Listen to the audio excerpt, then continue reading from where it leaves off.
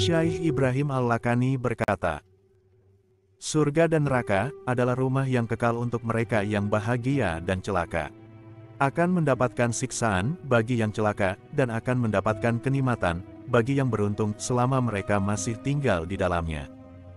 Surga adalah tempat yang kekal bagi orang yang bahagia, yakni orang yang mati dalam keadaan iman. Neraka adalah tempat yang kekal bagi orang yang celaka, yakni orang yang mati dalam keadaan kafir. Mereka akan mendapatkan kenikmatan di surga dan siksa di neraka selama tinggal di dalamnya. Penjelasan: surga adalah tempat bagi orang-orang yang bahagia. Orang yang bahagia yaitu orang yang mati dalam keadaan membawa keimanan dan tauhid dalam hatinya, walaupun pernah melakukan kekufuran dan kemaksiatan. Orang mukmin yang pernah bermaksiat juga akan kekal di dalam surga walaupun masuk ke dalam neraka dulu. Dia dimasukkan neraka, tapi tidak kekal di dalamnya, disiksa di dalamnya, tetapi tidak untuk selamanya. Sebelum dimasukkan ke neraka, orang mukmin akan mati. Ia tidak akan hidup hingga mereka keluar dari neraka. Setelah siksa itu berakhir, ia akan hidup kembali. Maksud dari mati di sini adalah hilangnya indera perasa, sehingga orang mukmin tidak akan merasakan pedihnya siksa neraka. Bukan mati yang hakiki, yakni hilangnya ruh. Sebagian ulama, ahli tahqiq menyatakan bahwa mereka mati secara hakiki, yakni keluarnya ruh. Neraka adalah tempat yang kekal bagi orang-orang yang celaka, yaitu orang yang mati dalam keadaan kafir walaupun selama hidupnya ia habiskan dengan melakukan keimanan, tetapi ia mati dalam keadaan kafir. Termasuk golongan orang yang celaka adalah orang kafir yang berangan-angan hingga mereka tidak bisa menemukan dan meyakini kebenaran agama. Anak orang-orang musyrik tidaklah masuk dalam golongan orang-orang yang celaka melainkan akan masuk ke dalam surga. Pendapat lain menyatakan bahwa mereka akan dimasukkan ke dalam neraka, dimasukkan ke Al-A'raf atau ke tempat lain. Sedangkan anak-anak orang mukmin yang meninggal dalam keadaan belum balik akan dimasukkan ke dalam surga. Dalil yang mengatakan bahwa neraka adalah tempat bagi orang yang celaka adalah firman Allah Subhanahu wa Ta'ala. Maka di antara mereka ada yang celaka dan ada yang berbahagia. Adapun orang-orang yang celaka, maka tempatnya di dalam neraka, di dalamnya mereka mengeluarkan dan menarik nafas dengan merintih. Mereka kekal di dalamnya selama ada langit dan bumi, kecuali jika Tuhanmu menghendaki yang lain. Sesungguhnya Tuhanmu Maha Pelaksana terhadap apa yang Dia kehendaki. Quran Surat Hud 11 105-107. Ayat tersebut menjelaskan bahwa orang yang celaka akan kekal di dalam neraka selama langit dan bumi neraka masih tetap, bukan langit yang berada di dunia ini. Sebab, langit dan bumi yang ada di dunia saat itu sudah hancur.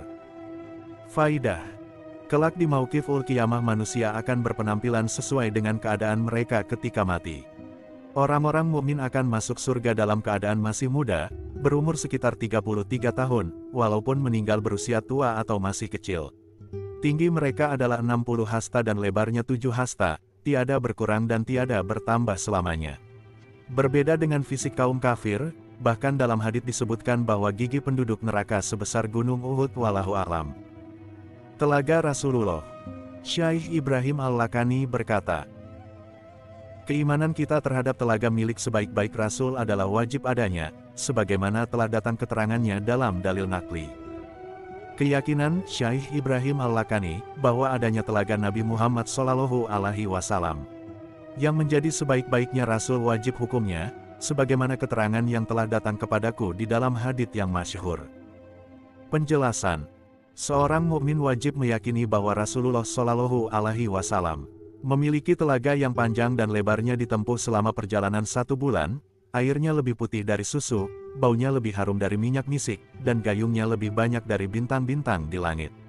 Barang siapa yang minum dari telaga itu, tidak akan haus selamanya. Telaga tersebut memiliki semua rasa buah-buahan yang ada di surga. Barang siapa yang meminumnya, akan merasakan semua rasa buah-buahan surga. Telaga tersebut berada sebelum sirat. Sebab, semua manusia keluar dari alam kubur dalam keadaan haus sehingga mereka semua mendatangi telaga tersebut dan meminumnya. Menurut pendapat yang lain, telaga itu berada setelah sirat. Sebab, air telaga tersebut bersumber dari telaga Kausar yang berada di surga, sehingga telaga tersebut berada setelah sirat dan di depan surga.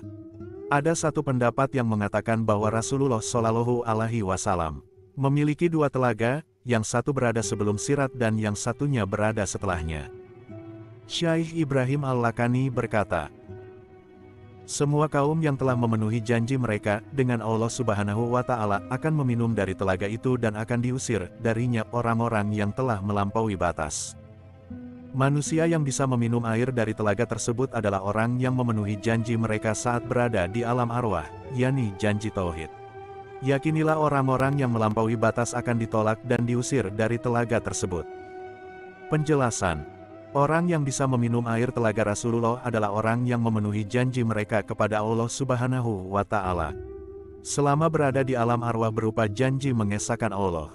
Anak-anak orang Muslim berada di pinggir telaga tersebut, yaitu anak-anak orang Muslim yang meninggal sebelum balik bisa memberikan minuman dari telaga tersebut kepada orang tua mereka. Orang tua yang marah, tidak ridha, dan tidak menerima bahkan menangis menjerit-jerit atas kematian anaknya tidak akan dapat minum air telaga tersebut. Sang anak pun tidak mau memberikan minuman kepadanya. Orang-orang yang menzalimi dirinya sendiri dan tidak mau memenuhi janji kepada Tuhannya yakni orang kafir dan orang yang murtad, orang yang mengada-adakan sesuatu dalam agama yang tidak diridai Allah Subhanahu wa Ta'ala, orang yang menyimpang dari golongan Ahlus-Sunnah wal Jamaah, orang yang zalim, orang yang terang-terangan melakukan dosa besar, orang yang melakukan kejahatan, dan para pelaku bid'ah, semuanya akan ditolak dan terusir dari telaga sehingga tidak bisa meminum air telaga tersebut. Orang yang tertolak dari telaga tersebut ada dua macam. 1. Orang yang tertolak selamanya, seperti orang kafir. 2. Orang yang tertolak sementara saja sebagai bentuk hukuman, seperti orang mukmin yang melakukan maksiat, mereka akan mendapatkan minuman ketika akan masuk ke surga. Syafaat Rasulullah. Syaikh Ibrahim Al-Lakani berkata, dan kita wajib beriman kepada syafaat orang yang akan diterima syafaatnya, yakni Nabi Muhammad dalam keadaan didahulukan dari yang lainnya. Janganlah engkau meyakini tercegahnya. Dan selain Nabi Muhammad, golongan orang-orang terpilih serta diridai juga akan memberikan syafaat sebagaimana diterangkan dalam beberapa hadits. Para ulama menyatakan orang yang diterima syafaatnya wajib memberikan syafaatnya, yakni Nabi Muhammad Shallallahu Alaihi Wasallam. Yang syafaatnya lebih didahulukan dari Nabi dan Rasul lainnya. Jangan pernah meyakini tercegahnya syafaat beliau. Selain beliau, juga ada orang-orang yang bisa memberikan syafaat, yakni orang-orang pilihan yang mendapatkan ridha Allah Subhanahu wa Ta'ala. Dari kalangan Nabi, Rasul, malaikat, sahabat, syuhada, ulama, dan aulia, semuanya bisa memberikan syafaat kepada pelaku dosa besar sesuai dengan kedudukan mereka di sisi Allah Subhanahu wa Ta'ala, sebagaimana telah diriwayatkan dalam beberapa hadits. Penjelasan: seorang mukmin wajib meyakini bahwa syafaat Nabi Muhammad Shallallahu Alaihi Wasallam kepada pelaku dosa besar pasti adanya berdasarkan dalil sami, dalil yang didengar dari Al-Quran dan hadits dari para ulama, mazhab ahli hak. Syafaat Nabi Muhammad lebih didahulukan dari syafaat Nabi dan Rasul lainnya. Diriwayatkan dalam sebuah hadits, aku adalah orang pertama yang akan memberi syafaat dan orang pertama yang akan diterima syafaatnya. Dari bait Syaikh Ibrahim Al-Lakani ini ada 3 makna tersirat, yakni 1. Nabi Muhammad wajib memberikan syafaat. 2. Syafaat Nabi Muhammad pasti diterima. 3. Syafaat Nabi Muhammad pasti didahulukan dari para nabi dan rasul yang lainnya. Kelak di hari kiamat, saat manusia berada di padang mahsyar selama 1000 tahun atau 50.000 tahun dan matahari berada 1 mil di atas kepala mereka, semua berharap lekas dihisap meskipun nantinya masuk neraka. Diilhamkan kepada mereka bahwa seluruh nabi bisa dimintai syafaat. Mereka kemudian mendatangi Nabi Adam alaihi salam dan berkata, engkau adalah ayah semua manusia, berikanlah kami syafaat. Nabi Adam alaihi salam menjawab, aku bukanlah orang yang bisa memberikan syafaat. Nafsi, nafsi, hari ini aku akan memohon syafaat untuk diriku sendiri. Setelah itu mereka mendatangi Nabi Nuh alaihi salam, lalu Nabi Ibrahim alaihi salam, Nabi Musa alaihi salam, kemudian Nabi Isa alaihi salam. Namun, semuanya memberikan jawaban yang sama, nafsi, nafsi. Jarak antara satu nabi dengan yang lainnya adalah 1000 tahun. Kemudian mereka semua mendatangi Rasulullah Shallallahu Alaihi Wasallam, seraya memohon syafaat kepada beliau. Rasulullah Shallallahu Alaihi Wasallam menjawab, aku akan memberikan syafaat, aku akan memberikan syafaat, wahai umatku, wahai umatku. Rasulullah Shallallahu Alaihi Wasallam kemudian bersujud di bawah arasy, lalu terdengar suara dari langit. Wahai Muhammad, angkatlah kepalamu dan berikanlah syafaat, niscaya syafaatmu akan diterima. Saat itulah permulaan syafaat yang merata kepada seluruh makhluk yang dinamakan dengan syafaatul uzma. Hanya Nabi Muhammad Shallallahu Alaihi Wasallam yang bisa melakukannya, tidak ada nabi selainnya yang bisa memberikan syafaat seperti itu. Oleh karena itu, umat yang pertama kali dihisab adalah umat Nabi Muhammad. Selain syafaatul uzma, Nabi Muhammad Shallallahu Alaihi Wasallam juga memiliki syafaat yang lain, seperti masuk surga tanpa dihisab, memberikan syafaat orang yang semestinya masuk ke dalam neraka kemudian menjadi masuk surga, syafaat mengeluarkan ahli tauhid dari neraka, dan syafaat berupa menambah derajat. Seorang mukmin jangan pernah meyakini tercegahnya Nabi Muhammad dari memberikan syafaat. Semoga kita mati dengan membawa tauhid, iman dan termasuk golongan yang mendapatkan syafaat. Amin. Wallahu a'lam. Syaikh Ibrahim Al-Lakani berkata, karena boleh mengampuni dosa selain kafir, maka janganlah kita mengafirkan seseorang karena melakukan dosa. Adanya syafaat dan diterimanya syafaat karena bolehnya pengampunan dosa selain dosa kekufuran. Maka, kami Al-Sunnah wal Jamaah tidak akan mengafirkan orang mukmin yang melakukan dosa, baik dosa besar maupun kecil. Penjelasan. Syafaat Nabi Muhammad di hari kiamat pasti ada. Sebab, menurut akal dan juga syara, diperbolehkan mengampuni dosa-dosa selain kufur walaupun berupa dosa besar. Allah Subhanahu wa Ta'ala berfirman, sesungguhnya Allah tidak akan mengampuni dosa syirik, dan Dia mengampuni segala dosa yang selain dari syirik itu bagi siapa yang dikehendakinya. Quran Surat An-Nisa 4:48. Sesungguhnya Allah tidak akan mengampuni dosa orang yang mati dalam keadaan belum bertaubat dan membawa kesyirikan. Allah mengampuni dosa selain syirik kepada siapapun yang Ia kehendaki. Oleh karena itu, kami Al-Sunnah wal Jamaah tidak akan mengafirkan pelaku dosa besar maupun dosa kecil. Jika ada ayat Al-Quran atau hadits yang menjelaskan tentang kekufuran orang yang berzina atau orang yang membunuh orang mukmin maka harus ditawil. Sebagaimana hadits, tidaklah seorang pezina melakukan zina ketika ia berzina, sedangkan ia beriman. Maksudnya, seorang mukmin yang melakukan zina, imannya menjadi tidak sempurna. Lafaz disebut syubhu nafi, menafikan kalimat setelahnya. Begitu pula ayat. Dan barang siapa yang membunuh seorang mukmin dengan sengaja maka balasannya ialah jahanam, kekal ia di dalamnya. Quran Surat An-Nisa 4:93. Maka lafaz muta'amidan adalah dengan meyakini kehalalan membunuh. Orang seperti itu akan kekal di dalam neraka. Berbeda dengan kaum Mu'tazilah yang meyakini bahwa pelaku dosa besar sudah keluar dari keimanan, tapi tidak kufur kecuali jika meyakini kehalalan sesuatu yang diharamkan oleh syara. Pelaku maksiat yang mati sebelum bertaubat. Syaikh Ibrahim Al-Lakani berkata, barang siapa mati dengan tanpa bertaubat maka urusannya nanti diserahkan kepada Tuhannya. Orang yang meninggal setelah melakukan beberapa dosa selain syirik dan ia belum bertaubat kepada Allah Subhanahu wa Ta'ala, maka perkaranya akan diserahkan kepada Tuhannya. Kami tidak berpendapat bahwa perbuatan dosa akan diampuni agar dosa tidak dianggap sesuatu yang mubah. Kami juga tidak berpendapat pelaku dosa akan disiksa, karena jais bagi Allah mengampuni dosa selain kekufuran dan walaupun ia akan disiksa, tetap ia tidak akan kekal di neraka. Hal ini berdasarkan firman Allah Subhanahu wa Ta'ala. Barang siapa yang mengerjakan kebaikan seberat zarah, niscaya dia akan melihat balasannya. Quran Surat Az-Zalzalah 99:7. Dan hadits Nabi Muhammad Shallallahu Alaihi Wasallam.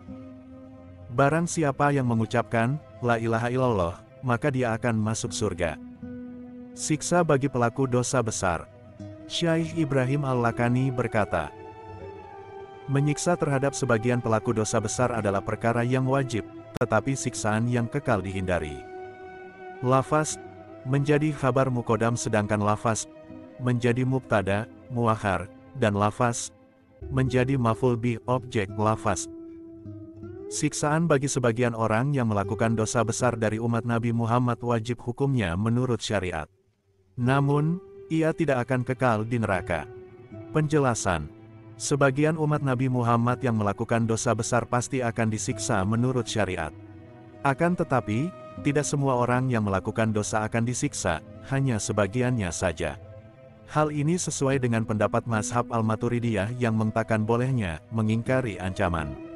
Sedangkan menurut mazhab Al-Asy'ariyah siksaan bagi pelaku dosa besar tidaklah wajib karena bolehnya mengampuni dosa selain kufur. Bolehnya mengingkari ancaman tidak menjadikan sifat kurang pada zat Allah Subhanahu wa Ta'ala. Pelaku dosa pasti disiksa tapi tidak kekal di neraka. Kesimpulannya, manusia terbagi menjadi dua. Mukmin, orang mukmin terbagi menjadi dua, yaitu 1. Mukmin yang taat. Mukmin yang taat akan masuk surga secara ijma. 2. Mukmin yang berbuat maksiat. Mukmin yang maksiat terbagi menjadi dua. 1. Ada yang bertaubat. Mukmin yang melakukan maksiat kemudian bertaubat akan masuk surga secara ijma. 2. Ada yang tidak bertaubat. Mukmin yang melakukan maksiat kemudian tidak bertaubat, hukumnya sesuai dengan kehendak Allah. Bisa saja ia diampuni tanpa disiksa terlebih dahulu, kalaupun disiksa, ia tidak akan kekal di neraka. 2. Kafir. Orang kafir akan kekal di dalam neraka secara ijma. Orang yang mati syahid. Syaikh Ibrahim Al-Lakani berkata, Sifatilah masih hidup orang yang mati syahid dalam peperangan. Allah akan memberinya rezeki dengan kenikmatan-kenikmatan surga yang diinginkan. Yakinilah wajibnya menyifati orang yang mati syahid dalam peperangan dengan hidup yang sempurna dan diberi rezeki dengan sebaik-baiknya kenikmatan surga. Penjelasan. Seorang mukmin wajib meyakini bahwa orang yang mati syahid dalam peperangan itu masih hidup, mereka tidak mati. Allah Subhanahu wa Ta'ala memberi mereka rezeki berupa buah-buahan surga yang nikmat dan sebaik-baik makanan. Mana? Di sini adalah syahid dunia dan akhirat. Mereka adalah orang yang mati karena berperang melawan orang-orang kafir untuk menegakkan agama Allah Subhanahu wa Ta'ala. Berbeda dengan syahid dunia, yakni orang yang mati karena berperang melawan orang kafir dengan niat mendapat ganimah, harta rampasan perang, atau agar mendapatkan ketenaran, maka mereka tidak akan mendapatkan pahala yang sempurna dan juga tidak sama hukumnya dengan orang yang syahid akhirat saja. Walaupun di dunia ia dihukumi seperti syahid dunia akhirat dari segi tidak dimandikan dan disalati, tetapi di akhirat tidak dihukumi seperti orang yang syahid. Orang yang syahid akhirat seperti orang yang mati karena penyakit taun, sakit perut, terbunuh, tenggelam, dan mati saat mencari ilmu. Di akhirat, semuanya dihukumi seperti syahid yang pertama. Adapun di dunia, dia dihukumi seperti bukan orang yang mati syahid, maka wajib dimandikan dan disalati. Dengan demikian, mati syahid ada 3 macam. 1. Syahid dunia akhirat. 2. Syahid dunia. 3. Syahid akhirat. Arwah para syuhada yang pertama, syahid dunia akhirat, berada di leher burung surga yang bersambung cahaya lentera dengan tempat yang berada di kanan kiri dan bawahnya. Wallahu a'lam. Rezeki. Syaikh Ibrahim Al-Lakani menjelaskan masalah rezeki. Rezeki menurut kaum Al-Sunnah wal Jamaah adalah sesuatu yang telah diambil manfaatnya. Satu pendapat mengatakan tidak seperti itu, melainkan segala sesuatu yang dimiliki, pendapat ini tidak diikuti. Rezeki menurut Al-Sunnah wal Jamaah adalah sesuatu yang telah diambil manfaatnya, walaupun sesuatu itu sudah tidak ada, seperti makanan yang telah dimakan dan pakaian yang sudah dikenakan. Sedangkan menurut kaum Mu'tazilah, rezeki adalah segala sesuatu yang sudah dimiliki walaupun belum dimanfaatkan. Pendapat kaum Mu'tazilah ini tidak boleh diikuti dan diyakini. Penjelasan. Rezeki menurut Al-Sunnah wal Jamaah adalah sesuatu yang telah diambil manfaatnya dengan perbuatan. Semisal jika berupa makanan berarti sudah dimakan, jika berupa pakaian berarti sudah dipakai. Jika ada seseorang memiliki padi, tetapi belum dimanfaatkan maka belum bisa disebut rezeki, karena baru berupa sesuatu yang ia miliki. Kaum Mu'tazilah mengatakan bahwa rezeki bukanlah sesuatu yang sudah dimanfaatkan, tapi rezeki adalah sesuatu yang sudah dimiliki. Dengan demikian, orang yang memiliki padi sudah disebut orang yang diberi rezeki. Pendapat ini tidak boleh diikuti juga tidak boleh diyakini karena Allah Subhanahu wa Ta'ala adalah Malikus Samawati wal Ard, Raja 7 langit dan 7 bumi, sehingga tidak boleh disebut rezeki. Pendapat kaum Mu'tazilah ini menetapkan bahwa seseorang mungkin saja memakan rezeki orang lain. Padahal seharusnya tidak seperti itu, seseorang tidak mungkin memakan rezeki orang lain, sebagaimana seorang tahu, dia memakan rezekinya sendiri, bukan rezeki pemilik rumah. Syaikh Ibrahim Al-Lakani berkata, "Maka ketahuilah, Allah memberi rezeki perkara yang halal dan memberi rezeki pula perkara yang makruh dan haram. Ketahuilah, selain memberikan rezeki yang halal, Allah juga memberikan rezeki yang makruh dan haram." Penjelasan: Allah memberikan rezeki kepada para hambanya ada kalanya berupa rezeki yang halal dan ada kalanya rezeki yang makruh atau haram. Rezeki yang halal yaitu perkara yang diperbolehkan menurut syara, ijma, dan qiyas. Saat ini, tidak diperkenankan bertanya-tanya tentang asal-muasal dari rezeki yang didapat dan terbuat dari apa. Sebab, perkara halal tidak diketahui asal-muasalnya, sedangkan pada zaman ini asal segala sesuatu sudah rusak, maka melihat zahir sesuatu dari sudut pandang syara lebih utama. Dalam sebuah hadits disebutkan, seseorang tidak akan meninggal dunia selama rezekinya belum habis. Maka, bersikap baiklah kepada Allah, bertakwalah kepadanya, dan jemputlah rezekimu dengan cara yang baik. Jangan menjemput rezekimu dengan jalan kemaksiatan. Sebab, Allah tidak akan memberikan rezeki kecuali dengan cara yang diridai. Ketika sesuatu itu telah jelas keharamannya menurut syara, seperti uang wanita tunasusila, pembuat gong, penjual khamr, dan gadai dengan cara rentenir, maka sudah jelas harta tersebut haram dan wajib dijauhi. Rezeki itu ada yang hukumnya makruh, ada pula yang hukumnya haram. Allah memberi rezeki yang makruh seperti barang-barang yang syubhat dan barang-barang yang makruh menurut syara. Allah memberikan rezeki yang haram kepada orang-orang yang dihinakan, seperti harta wanita tunasusila dan lainnya yang telah disebutkan sebelumnya. Menurut kaum Mu'tazilah, rezeki yang haram itu tidak ada karena Allah tidak mungkin berbuat buruk kepada hambanya. Antara usaha dan tawakal. Syaikh Ibrahim Al-Lakani berkata, ulama berbeda pendapat dalam hal usaha dan tawakal, dan pendapat yang dianggap unggul adalah memerincinya sebagaimana yang telah diketahui. Ulama Al-Sunnah wal Jamaah berselisih pendapat mengenai keutamaan berusaha dan bertawakal. Pendapat yang unggul adalah memerincinya sebagaimana keterangan dalam kitab-kitab ulama ahli tahqiq, seperti kitab Ihya'u Ulumuddin dan kitab Risalat Ul-Qusyairiyah. Lihatlah kedua kitab tersebut. Penjelasan: ulama ahli tahqiq berselisih pendapat tentang mana yang lebih utama antara kasab berusaha dan tawakal dengan meninggalkan usaha. Menurut sebagian ulama, lebih utama kasab berusaha, yaitu dengan bekerja untuk memenuhi kebutuhan hidup, seperti berdagang, bertani, menjadi tukang jahit atau tukang kayu. Sebab, dengan bekerja, seseorang tidak akan tamak terhadap apa yang dimiliki orang lain, tidak mengharapkan pemberian orang lain, dan bisa memiliki keleluasaan berbuat baik kepada orang lain dengan bersedekah dan menyambung tali silaturahim. Ulama yang lain lebih mengutamakan tawakal, meninggalkan usaha, hanya beribadah serta berserah diri kepada Allah, dan memutuskan pandangannya dari segala macam usaha.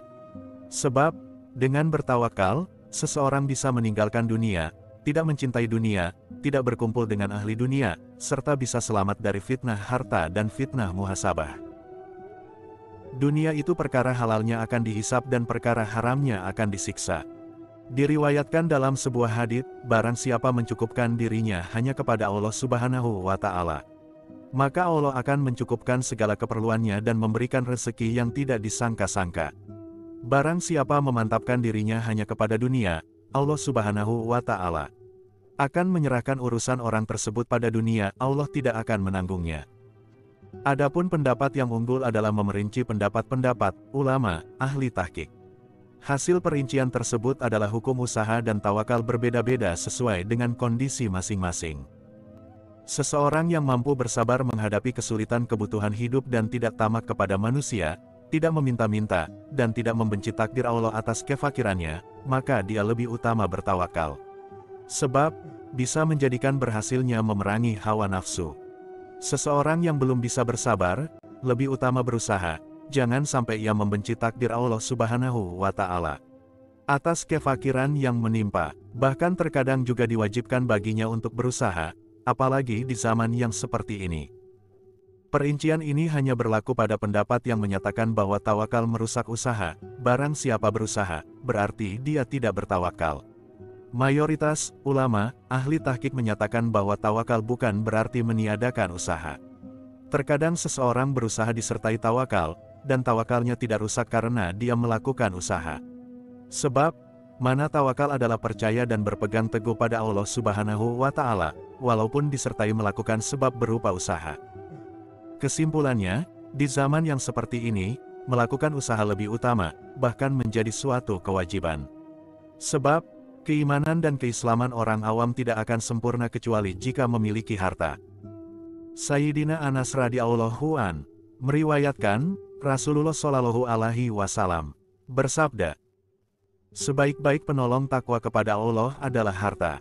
Rasulullah Shallallahu alaihi wasallam bersabda, sesungguhnya kefakiran bagi sahabatku adalah sebuah kebahagiaan, sedangkan kekayaan bagi orang mukmin di akhir zaman adalah kebahagiaan. H.R. Jabir, Rasulullah Shallallahu alaihi wasallam juga bersabda, Rasulullah Shallallahu alaihi wasallam bersabda, aku memerintahkan semua umatku agar tidak berpegangan atau menggantungkan harapan pada takdir. Seorang sahabat bertanya, kenapa kami tidak diperbolehkan berpegangan pada takdir dengan meninggalkan beramal? Rasulullah Shallallahu alaihi wasallam menjawab, jangan, beramallah, karena setiap orang akan dimudahkan pada takdirnya masing-masing. Hadis riwayat Bukhari. Jika seseorang ditakdirkan celaka, ia akan mudah melakukan kemaksiatan. Jika ditakdirkan bahagia, ia akan mudah melakukan ketaatan. Jika ditakdirkan kaya, pekerjaannya akan berjalan lancar. Jika ditakdirkan miskin, pekerjaannya akan sulit. Diriwayatkan dari Ibnu Mas'ud radhiyallahu an, Rasulullah Shallallahu alaihi wasallam bersabda, berusaha mencari rezeki halal untuk menafkahi dirinya dan anak istrinya, adalah suatu kefarduan setelah kefarduan, salat fardu 5 waktu, yang lain. Ada pula yang berpendapat kefarduan setelah rukun Islam, atau kefarduan setelah iman dan salat. Karena beribadah adalah suatu kewajiban yang tidak bisa sempurna apabila belum bisa mencukupi nafkah dirinya dan anak istrinya, maka berusaha mencari nafkah menjadi wajib hukumnya. Hal ini sesuai kaidah. Sesuatu yang mana suatu kewajiban tidak akan sempurna tanpanya, maka ia dihukumi wajib. Rasulullah Shallallahu alaihi wasallam bersabda, mencari rezeki yang halal wajib bagi setiap orang muslim laki-laki. Hadits ini menunjukkan bekerja mencari rezeki hukumnya wajib, agar tidak menjadi pengemis, karena mengemis hukumnya haram. Kewajiban bekerja jangan sampai dilakukan dengan cara merendahkan diri di hadapan musuh Allah, melakukan kezaliman, atau menjadi pelayan pemimpin yang zalim. Carilah rezeki yang halal sesuai dengan syariat agama. Faidah. Dalam kitab Ihya Ulumuddin, Imam Al-Ghazali berkata, membawa bekal dalam perjalanan agar bisa menolong orang muslim adalah lebih utama. Hal yang diperhitungkan adalah niatnya. Masuk hutan tanpa membawa bekal apapun dengan alasan tawakal kepada Allah hukumnya bid'ah. Tidak ada orang terdahulu yang melakukannya karena membahayakan keselamatan jiwa. Allah Subhanahu wa Ta'ala berfirman, jangan meletakkan hidupmu dalam kehancuran. Quran Surat Al-Baqarah 2:195. Maujud dan Jauhar Fat. Syaikh Ibrahim Al-Lakani berkata, menurut kami, sesuatu adalah maujud. Maujud adalah sesuatu yang ditetapkan di luar. Wujud sesuatu adalah zatnya dan Jauhar Fardi adalah baru. Menurut kami keberadaannya tidak diingkari. Menurut kami, Al-Sunnah wal Jamaah, yang dinamakan syai, sesuatu adalah maujud. Maujud adalah sesuatu yang bisa dilihat oleh mata kepala. Wujudnya syai, adalah ainu syai. Demikian menurut Imam Al-Asy'ari. Menurut kami, Al-Sunnah wal Jamaah, Jauhar Ulfat adalah sesuatu yang baru, kami tidak mengingkari keberadaan dan ketetapannya. Penjelasan. Syai adalah sesuatu yang maujud. Maujud adalah sesuatu yang ada serta bisa diindera. Sesuatu yang bisa dibuktikan keberadaan zatnya dinamakan syai, dan sesuatu yang bisa dilihat zatnya dinamakan maujud. Dari sini bisa disimpulkan bahwa syai dan maujud adalah sama, tidak ada perbedaan di antara keduanya, maka wujudnya syai adalah ainu syai. Hal ini menurut pendapat Imam Al-Asy'ari. Sedangkan menurut Imam Al-Maturidi, wujudnya syai bukanlah ainu syai, bukan pula hakikat syai. Sebagaimana telah dijelaskan dalam pembahasan sifat wujud. Tujuan Syekh Ibrahim Al-Lakani memaparkan masalah ini adalah untuk menolak keyakinan golongan Sufastaiyah yang mengingkari wujud dan hakikat Syai. Mereka meyakini bahwa keberadaan Syai hanyalah khayalan saja, pada hakikat Syai tidak ada, seperti sesuatu dalam sulap magic. Ijma, ulama, Al-Sunnah wal Jamaah menyatakan bahwa Jauhar Ulfat merupakan sesuatu yang baru. Jauhar Ulfat adalah bagian yang tidak bisa dibagi dan dipisah-pisah sama sekali. Jauhar Ulfat disebut baru karena ia didahului oleh Adam ketiadaan. Sesuatu yang baru pasti didahului oleh Adam ketiadaan. Hal ini menurut pendapat seluruh orang Islam.